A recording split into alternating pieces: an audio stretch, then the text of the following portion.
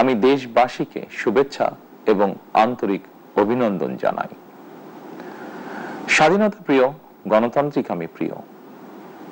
জনগণের কারণেই দেশে আবার মানুষের অধিকার, সম্মান এবং মর্যাদা পুনঃপ্রতিষ্ঠার সুযোগ সৃষ্টি হয়েছে।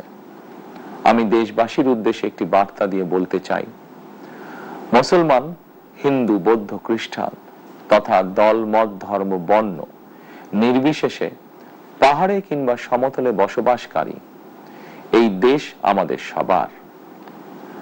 প্রতিটি নাগরিকের জন্যই এই দেশকে আমরা একটি নিরাপদ ভূমিতে পরিণত করতে চাই।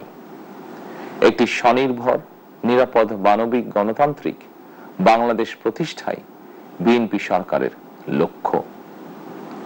প্রিয় দেশবাসী, ফ্যাসিবাদের সময়কালে দুর্নীতি, দুঃশাসনে পর্যুদস্ত একটি ভঙ্গুর অর্থনীতি, দুর্বল শাসন কাঠামো আর অবনতিশীল আইন শৃঙ্খলা পরিস্থিতির মধ্য দিয়ে নতুন সরকার যাত্রা শুরু করেছে। আইন শৃঙ্খলা পরিস্থিতির উন্নয়ন এবং কঠোরভাবে দুর্নীতি নিয়ন্ত্রণের মাধ্যমে জনগণের মনে শান্তি, নিরাপত্তা ফিরিয়ে আনাই হচ্ছে আমাদের সরকারের প্রধান অগ্রাধিকার। সারা দেশে জুয়া এবং মাদকের বিস্তারকেও বর্তমান সরকার আইন শৃঙ্খলা অবনতির অন্যতম কারণ বলে চিহ্নিত করেছে।